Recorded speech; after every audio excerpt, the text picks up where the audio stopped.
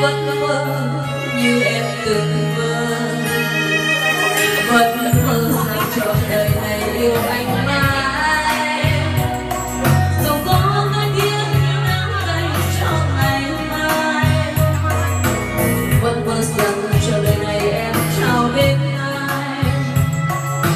Thì tình yêu trong em sẽ mãi không bao giờ phai, bởi vì một khi